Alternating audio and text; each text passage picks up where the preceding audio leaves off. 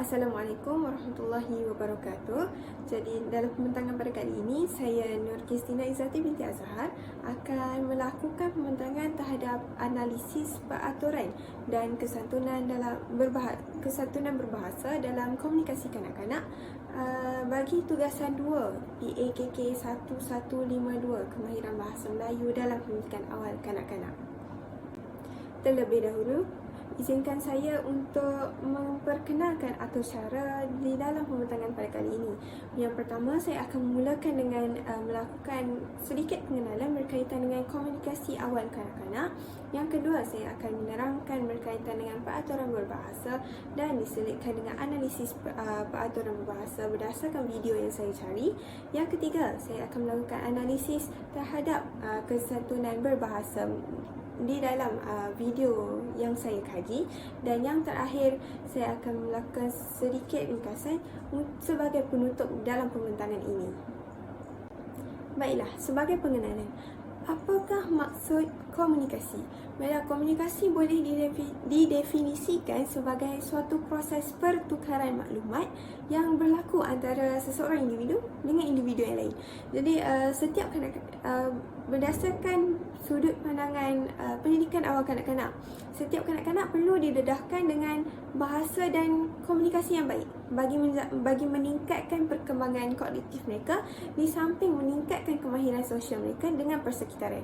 Jadi bagi menjamin komunikasi yang baik dalam diri seseorang individu perlu mengutamakan aspek-aspek kesantunan dan peraturan dalam berbahasa. Kesantunan berbahasa boleh dilihat melalui aspek penggunaan bahasa secara halus dan tertib, mengandungi nilai hormat terhadap seseorang, bersifat menggalakkan persetujuan daripada penerima, serta bersifat teguh, rendah hati, setia dan integriti ketika berkomunikasi. Melalui pembentangan ini, suatu analisis akan saya jalankan terhadap sebuah video yang bertajuk Upin dan Ipin, Fizi Minta Maaf, yang diterbitkan oleh Le Kompak Production pada 2 Jun 2020 yang lepas bagi mengkaji aspek kesantunan dan peraturan berbahasa dalam komunikasi kanak-kanak. Di sini, saya menyenaraikan karakter-karakter pelakon yang terdapat di dalam video yang saya kaji. Video ini berdurasi 5 minit 24 saat dan saya sertakan juga pautan YouTube untuk terus kepada video yang saya kaji. Baiklah, analisis permulaan akan saya jalankan melalui analisis terhadap peraturan berbahasa dalam komunikasi kanak-kanak. Sebelum itu, apakah itu peraturan berbahasa? Peraturan berbahasa merujuk kepada tata tertib atau undang-undang yang perlu dipatuhi ketika berkomunikasi dan berinteraksi dengan mana-mana pihak. Jadi, peraturan berbahasa menjadi panduan ataupun contoh kepada penutur untuk dipatuhi bagi menjamin kesantunan berbahasa dalam komunikasi.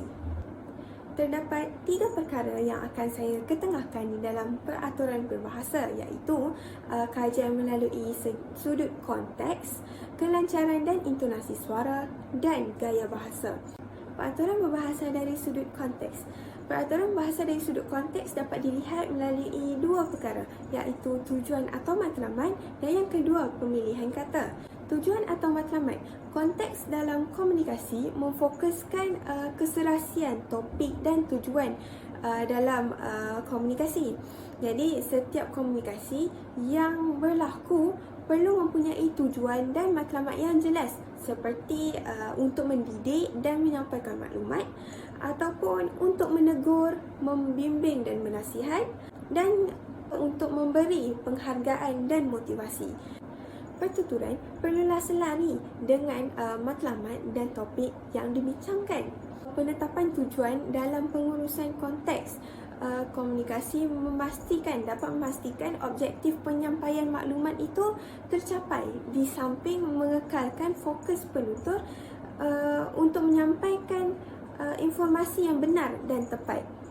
Aspek yang kedua dalam peraturan berbahasa dari sudut konteks iaitu pemilihan kata.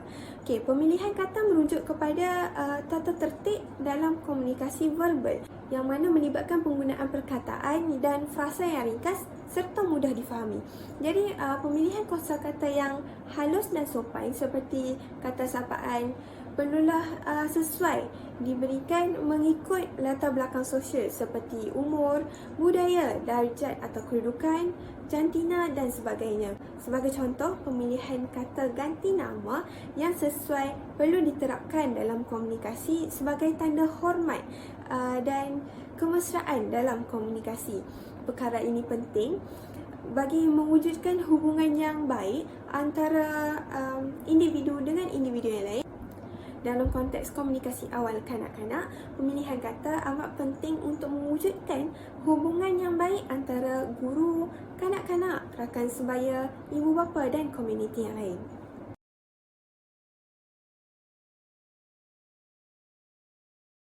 Upin, Ipin, dari tadi Opa perhatikan tunduk senyap je. Tak bercakap, tak ceria. Kenapa? Tak sihat ke?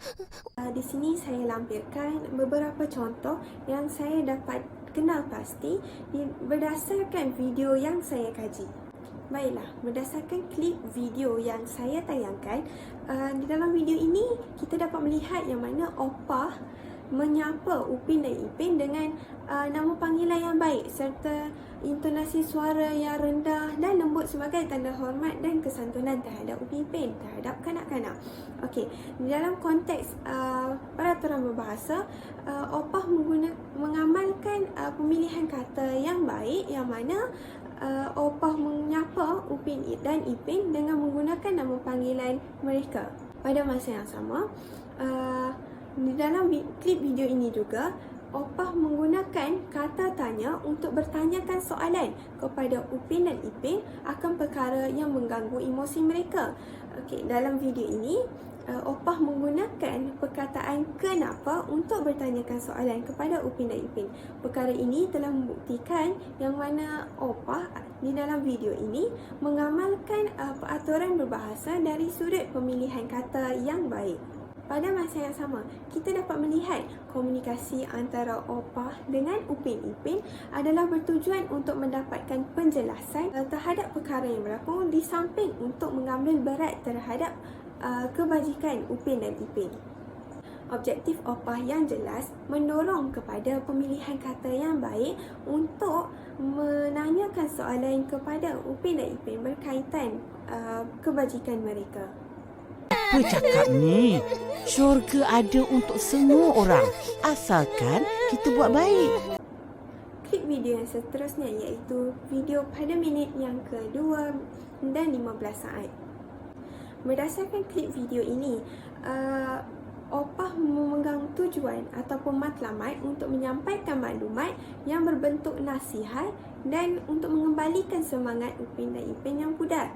Okay, melalui perkara ini, kita dapat melihat yang mana Opah mengamalkan peraturan konteks berbahasa untuk menyampaikan maklumat dengan mempunyai tujuan yang jelas, iaitu untuk menyampaikan nasihat serta motivasi kepada Upin dan Ipin. Pada masa yang sama, Opah juga mengamalkan pemilihan kata yang baik, yang mana Opah menggunakan kata-kata yang ringkas dan mudah difahami dalam pertuturannya, seperti ayatnya, syurga ada untuk semua orang asalkan kita buat baik. Jadi, melalui ayat yang dinyatakan, kita dapat melihat yang mana Opah menggunakan perkataan yang mudah difahami oleh Upin dan Ipin. Peraturan berbahasa yang kedua dari sudut kelancaran dan intonasi suara. Kelancaran. Kelancaran percakapan merujuk kepada kepetahan seseorang dalam berkata-kata. Kelancaran sebutan dapat mempengaruhi keberkesanan penyampaian maklumat. Jadi, penyampaian maklumat akan menjadi lebih tepat apabila seseorang bertutur dengan lancar dan jelas, kerana percakapan yang lancar dapat mengekalkan fokus pendengar untuk menerima maklumat. Kelancaran dalam pertuturan boleh dilihat apabila penutur bercakap pada kadar kelajuan yang sederhana, iaitu tidak terlalu laju dan tidak terlalu perlahan. Okey, penutur perlu menyebut perkataan satu persatu secara jelas dan lancar di samping mengaplikasikan teknik jeda dalam pertuturan. Perkara ini penting bagi memastikan pendengar dapat menangkap setiap butir maklumat yang disampaikan. Yang seterusnya, intonasi suara. Okey, baiklah. Kawalan intonasi suara amat penting untuk memanipulasi pemikiran pendengar dan suasana persekitaran ketika berkomunikasi. Intonasi suara yang berbeza melambangkan perasaan dan emosi penutur sewaktu berkomunikasi. Baiklah, di dalam aspek intonasi suara, kawalan intonasi amat penting untuk mewujudkan suasana komunikasi yang tenang dan positif. Jadi, melalui penggunaan intonasi suara yang sesuai dengan situasi amatlah penting bagi mengelakkan salah faham dan kekeliruan berlaku antara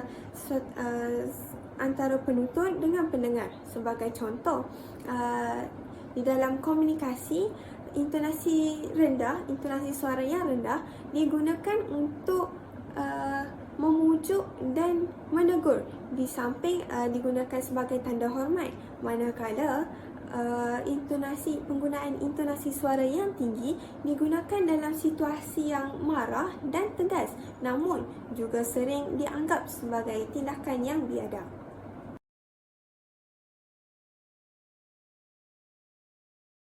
Ramainya orang hari ni, penuh surau. Yelah, dah nak raya. Semua orang kat bandar tu dah mula balik kampung. Di sini, saya kepilkan beberapa klip video untuk dikaji dan dianalisis aspek kelancaran dan intonasi suara di dalam komunikasi kanak-kanak berdasarkan video yang dipilih. Melalui klip video pertama, iaitu video pada saat ke-17. Baiklah, di dalam video ini kita dapat melihat yang mana watak Fizi menyampaikan maklumat dengan bersemangat. Fizi bertutur dengan jelas dan lancar di samping menggunakan intonasi yang tegas untuk menekankan maklumat yang penting. Bagi menjawab persoalan Upin, Fizi menjelaskan jawapannya dengan intonasi suara yang jelas dan lantang, yang mana Fizi menyatakan bahawa ramai masyarakat pulang ke kampung untuk beraya. Jadi, di dalam penyampaian mesej ini, Fizi menyatakan maklumat dengan jelas dan lancar tanpa berlaku sebarang kegagapan dalam pertuturannya. Perkara ini membuktikan terdapat peraturan berbahasa dari sudut kelancaran dan intonasi suara yang diamalkan oleh kanak-kanak apabila berkomunikasi dengan rakan sebaya. Klip video yang seterusnya, iaitu video pada saat ke-49. Berdasarkan klip video ini, kita dapat melihat Mail menggunakan intonasi suara yang tegas untuk menekankan faktor ketidakbolehan bermain, seperti di dalam frasa bakar lemang dan anyam ketupat, yang mana Mail menekankan frasa bakar lemang dan anyam ketupat dengan menggunakan intonasi suara yang sedikit tinggi. Penyampaian maklumat yang disampaikan oleh Mail juga lancar kerana Mail menuturkan maklumat secara satu persatu bagi menjamin kejelasan di samping mengaplikasikan teknik jeda dalam pertuturannya. Perkara ini juga membuktikan bahawa terdapat peraturan berbahasa dari sudut kelancaran dan intonasi suara yang diamalkan oleh kanak-kanak apabila berkomunikasi dengan rakan sebaya. Tak boleh main dah. Aku nak kena tolong mak aku. Bakar lemang, anyam ketupat dan banyak lagi lah. Klip video yang seterusnya, iaitu video pada saat ke-49.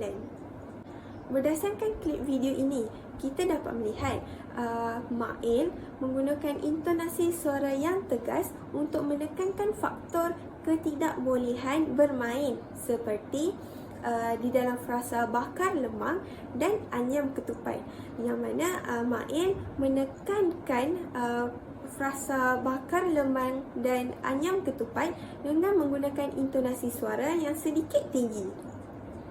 Penyampaian maklumat yang disampaikan oleh Mail juga lancar kerana Mail menuturkan maklumat secara satu persatu bagi menjamin kejelasan di samping mengaplikasikan teknik jeda dalam pertuturannya.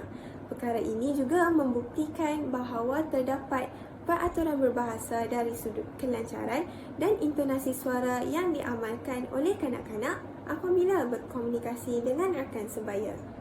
Peraturan berbahasa yang ketiga dan yang terakhir iaitu dari sudut gaya bahasa. Gaya bahasa dapat dikelaskan kepada 3 perkara iaitu gaya bahasa perbandingan, gaya bahasa pengulangan dan gaya bahasa penegasan. Yang pertama, gaya bahasa perbandingan. Gaya bahasa perbandingan merujuk kepada penekanan sesuatu makna ataupun maklumat melalui perbandingan antara sesuatu perkara dengan perkara yang lain. Jadi melalui gaya bahasa perbandingan ini, ia dapat mengukuhkan pemahaman seseorang melalui perkaitan antara mesej dengan persekitaran ataupun pengalaman untuk memudahkan lagi seseorang untuk memahami sesuatu maklumat. Jadi melalui gaya bahasa perbandingan, pendengar dapat memahami sesuatu konteks dari sudut pandangan yang pelbagai. Sebagai contoh, penutur boleh membandingkan nilai jak kaca dengan wang ringgit seperti RM100 untuk menegaskan akan betapa berharganya jak kaca tersebut. Dalam konteks pendidikan awal kanak-kanak, perkara ini memudahkan kanak-kanak untuk memahami sesuatu konteks dengan lebih mudah apabila mereka dapat melakukan perkaitan dengan pengalaman yang pernah dialami oleh diri mereka sendiri ataupun dengan persekitaran mereka. Gaya bahasa yang kedua iaitu penerangan. Gaya bahasa penerangan. Gaya bahasa penerangan melibatkan pengulangan bunyi, suku kata, perkataan, frasa dan bahagian-bahagian ayat bagi tujuan menekankan makna dalam sesuatu konteks. Gaya bahasa pengulangan merupakan suatu pendekatan yang terbaik dalam memastikan sesuatu informasi diterima dengan betul dan tepat oleh kanak-kanak. Kerana melalui gaya bahasa pengulangan ini, kanak-kanak dapat menguatkan daya ingatan mereka terhadap sesuatu perkara yang diterima. Sebagai contoh, di dalam sesi pembelajaran kanak-kanak, sudah pasti ilmu perlulah diterapkan untuk diamalkan oleh kanak-kanak pada masa akan datang. Jadi, melalui teknik pengulangan, kanak-kanak dapat mengingati sesuatu ilmu untuk diaplikasikan di rumah dan diamalkan pada masa yang akan datang. Sebagai contoh, apabila di sekolah, kanak-kanak akan diulangi dengan nyanyian ABC untuk membantu mereka mengingati huruf-huruf bagi membantu mereka meningkatkan kemahiran literasi dari segi daya ingatan yang kuat terhadap huruf-huruf. Gaya bahasa yang terakhir, gaya bahasa penegasan. Gaya bahasa penegasan merujuk kepada penekanan sesuatu makna dan maklumat melalui intonasi suara yang berbeza. Penegasan ini dilakukan bertujuan untuk memfokuskan isi utama di dalam komunikasi. Penegasan amatlah penting untuk diamalkan oleh penutur bagi memastikan pendengar lebih peka dan sedar akan keperluan dan kepentingan untuk mengambil cakna terhadap sesuatu maklumat. Jadi, perkara ini dapat melahirkan sifat tanggungjawab dalam diri pendengar untuk melakukan tindakan susulan terhadap maklumat yang diterima apabila sesuatu perkara ditegaskan di dalam komunikasi. Sebagai contoh, penegasan terhadap kata tugas di dalam memberikan arahan kepada kanak-kanak dapat membantu kanak-kanak untuk mudah memahami dan melakukan tindakan susulan dengan lebih tangkas dan cepat. Sebagai contoh, apabila berinteraksi dengan kanak-kanak dan seseorang ingin memberikan arahan untuk mereka makan, perkataan makan itu sendiri perlu ditegaskan dengan menekankan intonasi, dengan menerapkan penggunaan intonasi suara yang berbeza dan sedikit tinggi untuk memfokuskan kata kerja makan kepada kanak-kanak agar kanak-kanak lebih peka dengan arahan yang diberikan.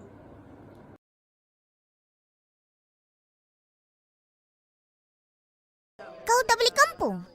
Ini kan kampung aku. Nak balik kampung mana lagi? Tapi tahun ni sedih lah. Ehsan beraya kat luar negara. Tinggal aku seorang-seorang. Di dalam video Upin dan Ipin ini, terdapat beberapa peraturan gaya bahasa yang dikenal pasti di dalam komunikasi kanak-kanak. Sebagai contoh, saya lampirkan klip video yang pertama, iaitu klip video pada saat ke-29. Berdasarkan klip video yang dipaparkan, kita dapat melihat terdapat gaya bahasa perbandingan yang diamalkan di dalam komunikasi kanak-kanak, yang mana Fizi melakukan perbandingan terhadap pengalaman berayanya bersama Ehsan dan tanpa Ehsan. Di dalam video ini, Fizi mengamalkan gaya bahasa perbandingan untuk menerangkan dengan lebih jelas akan suasana hari rayanya yang penuh dengan kesedihan akibat ketiadaan Ehsan bersama pada tahun tersebut. Jadi, melalui gaya bahasa yang diamalkan di dalam komunikasi ini, penutur ataupun wataknya Fizi dapat memenuhi sasarannya untuk berkongsi pengalaman sedih ketika beraya pada tahun semasa. Perkara ini membuktikan peraturan gaya bahasa perbandingan dapat membantu pendengar untuk memahami sesuatu perkara dengan lebih mendalam apabila penutur melakukan perbandingan dengan sesuatu perkara dengan perkara yang lain. Bukti keberkesanan pengaplikasian peraturan gaya bahasa perbandingan ini, penutur ataupun Fizi dapat menyampaikan perasaan sedihnya kepada rakan-rakannya apabila kita dapat melihat terdapat reaksi pujukan daripada rakan-rakannya sendiri terhadap kesedihan Fizi. Opa, Mail kata syurga di bawah telapak kaki ibu. Betul lah tu. Jadi, kita orang nak yatim. Tak ada ibu. Tak ada syurga lah. Klip video yang seterusnya iaitu klip video pada minit pertama dan 54 saat. Baiklah, di dalam klip video ini terdapat dua gaya bahasa yang diaplikasikan dalam komunikasi. Yang mana gaya bahasa pertama ialah gaya bahasa perbandingan dan yang kedua ialah gaya bahasa penegasan. Gaya bahasa perbandingan dapat dilihat apabila Upin dan Ipin mengaitkan fakta syurga di bawah tapak kaki ibu dengan situasi mereka yang kehilangan atau kematian seorang ibu. Melalui pengaplikasian gaya bahasa perbandingan ini, Upin dan Ipin dapat menanamkan pemikiran bahawa sekiranya seseorang itu kehilangan atau kematian ibu, maka mereka tidak mempunyai syurga kerana mereka membandingkan kewujudan syurga di bawah tapak kaki ibu dengan situasi sebenar yang mana seseorang perlu mempunyai ibu untuk mempunyai syurga. Pada masa yang sama, kita dapat melihat gaya bahasa penegasan yang diamalkan oleh Kak Ros, yang mana penegasan itu dilakukan apabila Kak Ros menyokong penyataan syurga di bawah tapak kaki ibu dengan frasa betul lah tu. Penegasan terhadap penyataan maklumat tersebut mengukuhkan lagi pemikiran Upin Ipin terhadap pemahaman syurga di bawah tapak kaki ibu. Seterusnya iaitu gaya bahasa penegasan juga digunakan oleh Upin dan Ipin untuk menjelaskan nasib mereka sebagai anak yatim. Di dalam klip video ini kita dapat melihat Upin dan Ipin bersungguh-sungguh menyatakan penyataan kematian seorang ibu menyebabkan mereka tidak mempunyai syurga.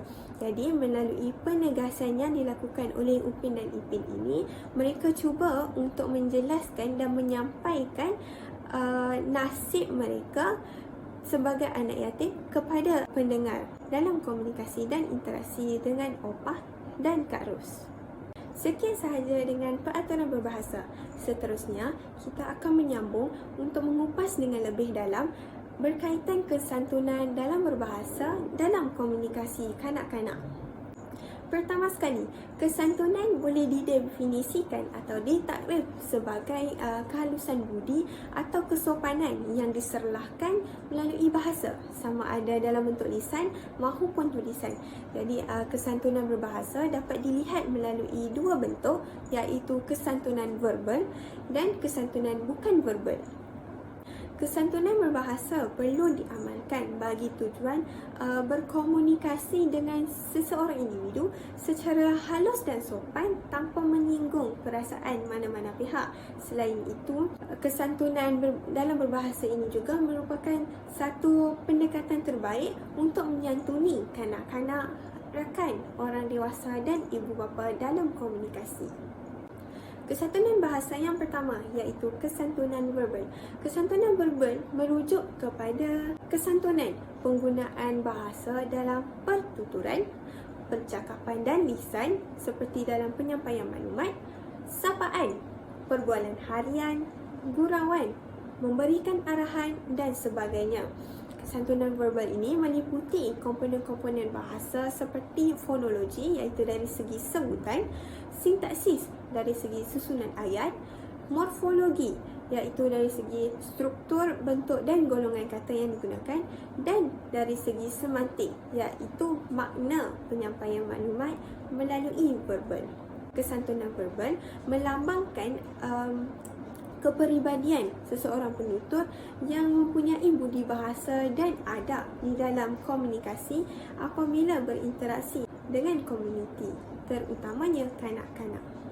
Kesantunan verbal dapat dilihat melalui beberapa aspek. Antaranya ialah aspek cara sapaan. Cara sapaan merujuk kepada cara seseorang menyapa dengan mewujudkan panggilan hormat kepada orang lain. Pada masa yang sama, cara sapaan juga merujuk kepada permulaan sesuatu perbualan dengan mengemukakan ucapan salam seperti Assalamualaikum bagi umat Islam ataupun selamat pagi bagi mereka yang bukan Islam.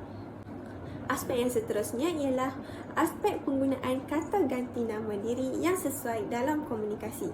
Sebagai contoh, penggunaan kata ganti nama diri saya dan awak digunakan secara mesra di dalam perbualan sesama rakan. Aspek kesantunan verbal yang terakhir adalah aspek pemilihan dan penggunaan kata yang halus dan sopan, yang mana perkara ini merujuk kepada teknik menegur tanpa menggunakan perkataan-perkataan yang negatif bagi mengelakkan mana-mana pihak untuk terasa hati atau tersinggung perasaan.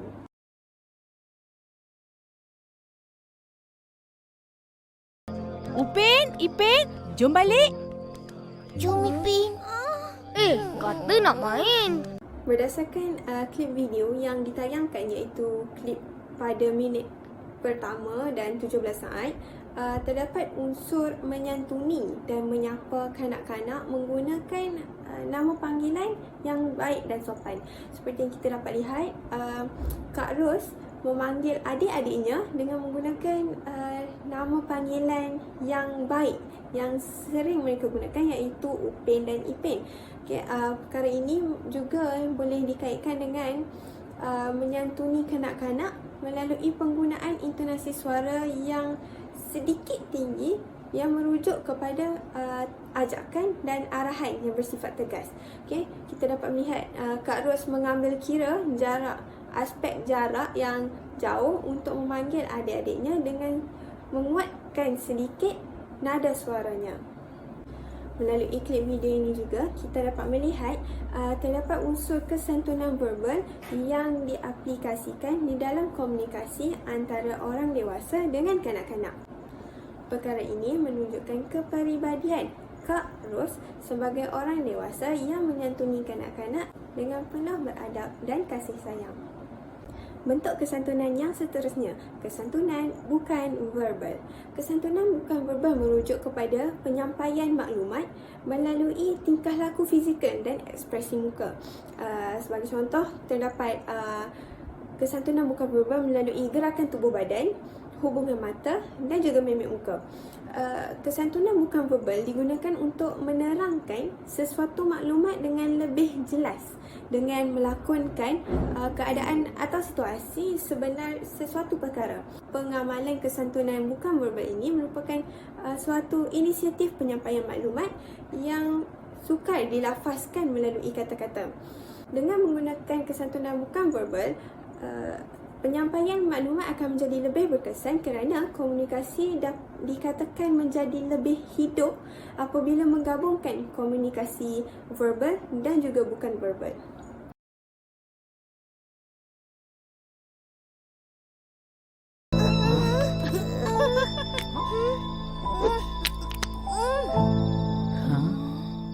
Di sini saya lampirkan sedikit potongan klip video pada minit 1.40 saat yang mengandungi pelbagai bentuk kesantunan bukan verbal. Seperti yang kita dapat lihat, terdapat tindakan Upin yang berlari ke arah Ipin lalu menarik tangan Ipin untuk membantu adiknya bangun daripada terjatuh.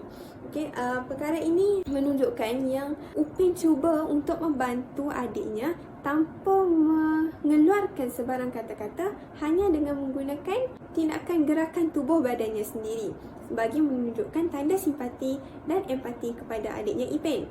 Kemudian kita dapat melihat Ipin mencampakkan batu dengan geram sambil mengeluh.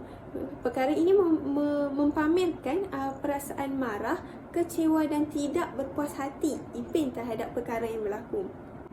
Seterusnya, kita dapat melihat juga Opah yang memandang Kak Ros sambil mengunjurkan kepalanya sedikit ke depan untuk bertanyakan perihal Upin dan Ipin kepada Kak Ros. Okay, melalui tindakan ini, kita dapat tahu bahawa Opah cuba untuk berkomunikasi dengan Kak Ros, namun hanya dengan menggunakan kesantunan bukan verbal. Dan yang terakhir, kita juga dapat melihat Opah dan Kak Ros melakukan hubungan mata dan mimik muka yang pelik untuk mempamerkan kehairanan. Melalui tindakan ini, mereka berjaya menyampaikan mesej bahawa berlakunya kehairanan dalam kalangan mereka yang mewujudkan persoalan terhadap perkara yang berlaku. Secara keseluruhannya, kita dapat melihat kesantunan bukan verbal juga mampu menyampaikan mesej kepada pendengar mahupun penonton. Kesantunan dalam menyantuni kanak-kanak mengandungi 4 elemen penting yang merujuk kepada cara untuk menyantuni kanak-kanak, iaitu terdapat kaedah menyantuni kanak-kanak melalui pujukan, motivasi, pengukuhan serta arahan atau penegasan.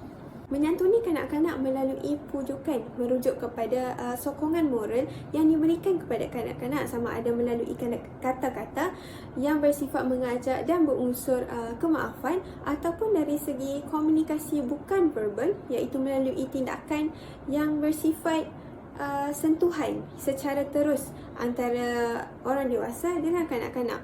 Sebagai contoh, komunikasi bukan verbal boleh diaplikasikan melalui pelukan atau usapan badan bagi menenangkan keresahan di dalam diri kanak-kanak. Pada masa yang sama, orang dewasa juga boleh melakukan hubungan mata dan mendalami perasaan kanak-kanak di samping memujuk menggunakan kata-kata dan intonasi yang tenang. Perkara ini penting bagi memelihara kebajikan dan kesihatan mental dan sosial kanak-kanak. Seterusnya, kanak-kanak boleh disantuni melalui motivasi. Penggunaan komunikasi verbal dan bukan verbal yang positif dan bersemangat boleh meningkatkan motivasi kanak-kanak untuk terus berusaha ke arah kebaikan. Jadi, dari sudut komunikasi, setiap masyarakat, terutamanya orang dewasa, perlu melebihkan pujian, perlu memberikan pujian yang lebih kepada kanak-kanak dan mengelakkan kritikan demi memastikan kanak-kanak itu tidak terganggu dari segi emosi dan mental mereka. Dari sudut kesantunan dalam menyantuni kanak-kanak juga, komunikasi bukan seperti pemberian tepukan tangan, dapat menggalakkan mereka untuk terus memajukan diri, melakukan lebih banyak kejayaan. Pada masa yang sama, motivasi boleh diberikan kepada kanak-kanak melalui pemberian senyuman dan kegembiraan terhadap setiap pencapaian yang dimiliki oleh mereka. Selain itu, menyantuni kanak-kanak dari segi pengukuhan. Komunikasi verbal dan bukan verbal digunakan untuk mengukuhkan lagi pemahaman kanak-kanak terhadap sesuatu perkara. Jadi melalui komunikasi ini, penggunaan kata-kata yang ringkas amatlah penting untuk diterapkan dalam komunikasi bagi memastikan setiap mesej yang disampaikan itu mudah untuk difahami oleh kanak-kanak. Penerangan melalui demonstrasi fizikal juga dapat membantu untuk mengukuhkan pemahaman kanak-kanak, seperti melakukan aktiviti-aktiviti amali di sekolah, seperti aktiviti menggosok gigi. Melalui pengalaman pembelajaran yang diberikan untuk mengukuhkan pemahaman kanak-kanak ini, kanak-kanak bukan sahaja dapat meningkatkan ilmu pengetahuan mereka, malah mereka mampu untuk mengingati dan mengamalkan sesuatu ilmu atau perkara pada masa hadapan, sama ada di rumah ataupun demi kebaikan dirinya sendiri. Akhir sekali, terdapat kesantunan dalam menyantuni kanak-kanak dari sudut pemberian arahan ataupun melakukan penegasan. Kesantunan dalam komunikasi kanak-kanak amat penting untuk diaplikasikan dan diamalkan sewaktu memberikan sesuatu arahan kepada kanak-kanak. Melalui penerapan kesantunan, arahan perlulah diberikan secara lembut dan sopan melalui penggunaan kata perintah seperti tolong, minta dan sila, serta diiringi dengan pergerakan tangan dan ekspresi muka yang bersifat merayu bagi memastikan kanak-kanak tidak terasa terbeban dan ikhlas untuk membantu dan menjalankan setiap arahan yang diberikan. Perkara ini dapat menjamin keberkesanan dalam penyampaian arahan kepada kanak-kanak. Pada masa yang sama, penegasan dalam arahan diterapkan melalui pemilihan kata yang bersifat tegas seperti perkataan jangan, hanya dan sahaja, diiringi dengan intonasi yang sedikit tinggi dan tegas. Begitu juga dengan penggunaan simbol jari telunjuk dan ekspresi muka yang tegas, memastikan kanak-kanak mengambil berat dan mengambil cakna akan arahan yang diberikan. Jadi, dalam melakukan suatu penegasan atau memberikan arahan kepada kanak-kanak, kesantunan perlu diaplikasikan dan diterapkan melalui komunikasi verbal dan bukan verbal bagi memastikan kanak-kanak dapat menerima setiap arahan yang diberikan dengan baik. Selain daripada menyantuni kanak-kanak, menyantuni rakan, orang dewasa dan ibu bapa juga merupakan suatu perkara yang perlu dititikberatkan untuk menerapkan kesantunan berbahasa. Menyantuni rakan, orang dewasa dan ibu bapa boleh dilihat melalui dua bentuk komunikasi, iaitu komunikasi verbal dan komunikasi bukan verbal. Komunikasi verbal melibatkan pemilihan kata yang sopan dan sesuai, diiringi dengan intonasi suara yang sesuai untuk menyapa, sama ada menyapa rakan ataupun orang dewasa bagi mewujudkan keharmonian. Pemilihan kata yang baik dan tepat mewujudkan perspektif yang positif terhadap personaliti kanak-kanak dan keluarga apabila seorang kanak-kanak menyantuni seorang rakan yang lain mahupun orang dewasa. Menyantuni rakan, orang dewasa dan ibu bapa dengan menggunakan kata sapaan dapat mempamerkan tanda hormat seseorang kepada individu yang lain. Sebagai contoh, kanak-kanak yang menyantuni ibu bapa atau guru akan mengucapkan salam ataupun selamat pagi apabila bertemu. Selain itu, kanak-kanak yang menyantuni rakan sebaya juga akan menerapkan amalan kesantunan melalui panggilan nama atau gelaran yang baik. Kesantunan verbal dalam menyantuni rakan, orang dewasa dan ibu bapa melibatkan kesantunan yang bersifat menghargai dan memujuk komuniti seperti menggunakan frasa-frasa seperti terima kasih dan minta maaf. Seterusnya, dalam menyantuni rakan, orang dewasa dan ibu bapa juga terdapat komunikasi bukan verbal yang perlu diamalkan dalam kesantunan berbahasa. Seperti yang kita dapat lihat dalam pembentangan ini, komunikasi antara guru dan ibu bapa memerlukan reaksi muka yang gembira dan senyuman yang manis ketika berbicara perihal perkembangan positif kanak-kanak. Selain itu, dalam komunikasi antara kanak-kanak dan orang dewasa, kanak-kanak perlu mempamerkan tingkah laku yang baik dan sopan seperti menunduk apabila berjalan di hadapan orang tua dan bersalaman apabila menyapa. Contoh yang lain pula, komunikasi antara kanak-kanak dan rakan sebaya boleh diperlihatkan menggunakan komunikasi bukan verbal apabila seseorang kanak-kanak memberikan sokongan fizikal dalam pelaksanaan aktiviti-aktiviti di sekolah seperti bermain permainan dan menyiapkan tugasan projek bersama-sama. Di sini, saya melampirkan beberapa potongan video berdasarkan video yang saya kaji untuk menganalisis unsur-unsur kesantunan berbahasa dalam menyantuni kanak-kanak, orang dewasa, ibu bapa dan rakan-rakan.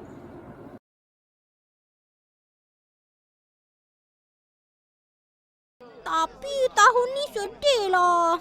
Ehsan beraya kat luar negara. Tinggal aku seorang-seorang. Ish, apa pula? Kita orang kan ada. Betul tu, betul. Melalui potongan video pada saat ke-36 ini, kita dapat melihat unsur menyantuni rakan melalui pujukan. Kesantunan verbal dapat dilihat melalui pemilihan kata-kata yang bersifat pujukan dan motivasi seperti frasa kami kan ada yang dinyatakan oleh Ipin. Melalui perkara ini, kita dapat mengenal pasti bahawa Ipin mengamalkan kesantunan berbahasa apabila berkomunikasi dengan rakan.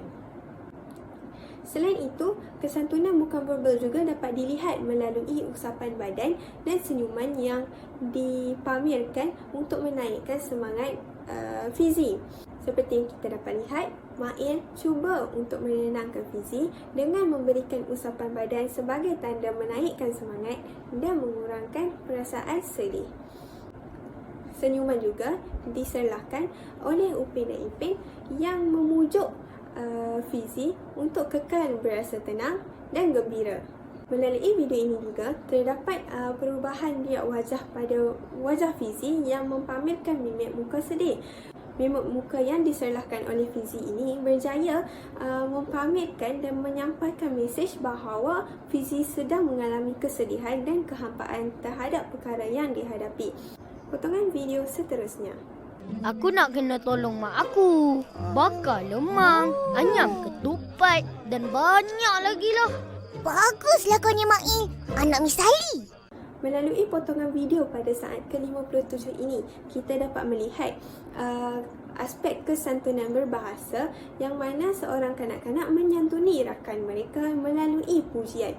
Kita dapat melihat bahawa kesantunan verbal yang berbentuk pujian dikeluarkan melalui pernyataan, baguslah kau ni Mail, anak Miss Sally. Perkara ini membuktikan bahawa seorang kanak-kanak cuba untuk menyantuni dan berbahasa sopan bersama rakannya dengan memuji. Pada masa yang sama juga, kesantunan bukan verbal diaplikasikan dengan menyantuni rakan melalui pemberian senyuman yang menunjukkan kebanggaan. Menyantuni kanak-kanak melalui pemberian pujian bukan sahaja dapat menyerlahkan penghargaan kepada kanak-kanak, malah dapat meningkatkan motivasi mereka untuk terus melakukan kebaikan. Opa, Mail kata syurga di bawah telapak kaki ibu. Betul lah tu. Jadi, kita orang nak yatim Tadi ibu. Tadi syurga lah. Ish, apa cakap ni? Syurga ada untuk semua orang. Asalkan kita buat baik. Dah, jangan nangis-nangis.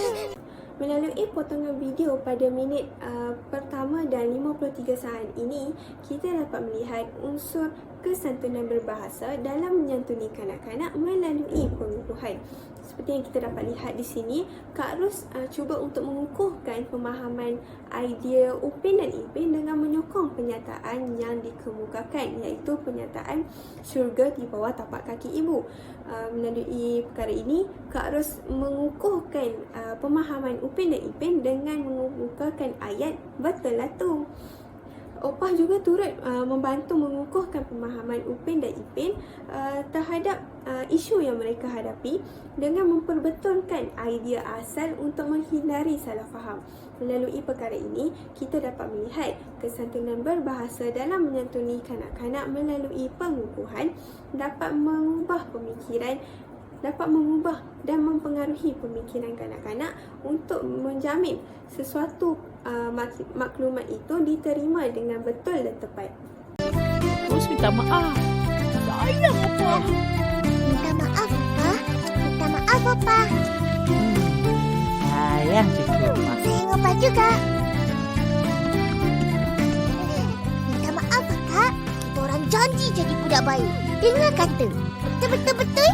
Seterusnya, dalam potongan video pada minit kedua dan 44 saat ini, potongan video ini mempunyai unsur kesantunan berbahasa dalam menyantuni kanak-kanak dan orang dewasa. Menyantuni kanak-kanak dapat dilihat melalui ucapan sayang dan usapan kepala yang dilakukan oleh Opah kepada Upin dan Ipin. Okey, pada masa yang sama, terdapat juga unsur menyantuni orang dewasa secara verbal, yang mana Kak Ros mengungkapkan kata-kata yang sopan seperti minta maaf kepada Opah sebagai tanda hormat. Tambahan pula, di dalam klip video ini terdapat unsur menyantuni orang dewasa secara bukan verbal melalui tindakan bersalaman dan mencium tangan orang lebih dewasa apabila memohon kemaafan, seperti yang ditunjukkan oleh Kak Ros dan Upin Ipin terhadap opah mereka. Kesantunan berbahasa yang dapat dikaji melalui potongan video ini dapat mempamerkan mesej yang menunjukkan tanda hormat dan kasih sayang antara satu sama lain, yang merupakan perkara penting yang perlu diamalkan dalam kehidupan. Sebagai penutup, secara keseluruhannya kita dapat melihat terdapat pelbagai perkara yang perlu dititik beratkan dalam mewujudkan komunikasi awal kanak-kanak yang efektif dan berkesan. Video Upin dan Ipin yang telah dianalisis dalam pembentangan ini juga mengamalkan peraturan dan kesantunan berbahasa dengan baik, sehingga boleh menjadi panduan dan peringatan kepada masyarakat, terutamanya ibu bapa, untuk mewujudkan komunikasi yang bertata susila bersama kanak-kanak di rumah bagi menggalakkan perkembangan kemahiran komunikasi demi melahirkan interaksi yang sihat dan positif dalam kalangan kanak-kanak. Di sini, saya sertakan sekali senarai rujukan yang digunakan bagi menghasilkan pembentangan ini. Sekian sahaja daripada saya. Terima kasih.